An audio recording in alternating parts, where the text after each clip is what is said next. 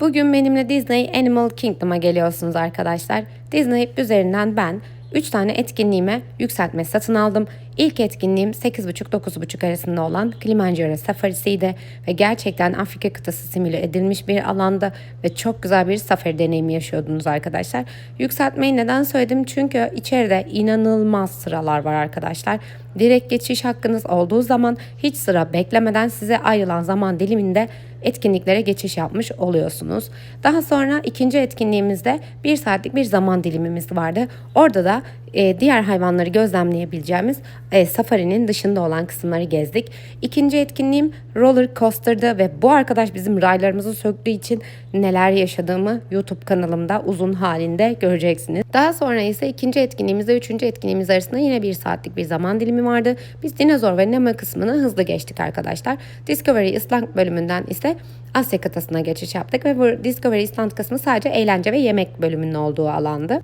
Üçüncü etkinliğimiz ise Pandora kısmındaydı arkadaşlar. Burası Avatar filminin simüle edilmiş bir adasıydı ve ben en çok buraya bayıldım. İçerideki atmosfere bayıldım ve daha sonra Navi River kısmına geçtik arkadaşlar. Bu da Multipest'te satın aldığımız bir etkinlikti. Sandalla gezinti yapıyorsunuz ve atmosfere bayıldım. Hiç bitmesini istedim. Bu etkinlik çok güzeldi. Daha sonra ise yine 1 saatlik bir aramız vardı. Çünkü biz 4. etkinliğimizi Multipest'ten ayrı olarak satın aldık arkadaşlar. Onun bileti ayrıca satın alınıyordu. Avatar uçuşu diye geçiyor o etkinlikte. O etkinliğe geçiş yaptık ve onun için bizi ayrı bir odaya aldılar. 8'er kişilik gruplara ayrıldık. Bizim kendi avatarlarımız oluşturuldu.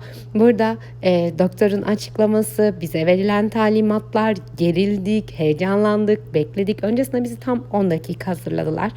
Ve herkesin kendi avatarı oluşturuldu. Daha sonra ikinci alana geçiş yaptık arkadaşlar. Orada ise telefonlarımız, çantalarımız arkamızdaki kilitli dolaba koymamızı istediler. Ben de oraya koyduğum için içeride çekim yapamadım. Bu şekilde herkes kendi alanında ve kendi numarasıyla oturdu ve avatar uçuşunu gerçekleştirdi ve inanılmaz bir uçuştu arkadaşlar. Daha sonra ise artık günümüzü sonlandırdık. Yemeğimizi yine Disney app üzerinden satın aldığımız için hiç sıra beklemedik ve bu gerçekten günü kurtaran sorunlardan bir tanesi. Ne kadar ücret ödediğimim burada yazıyor arkadaşlar.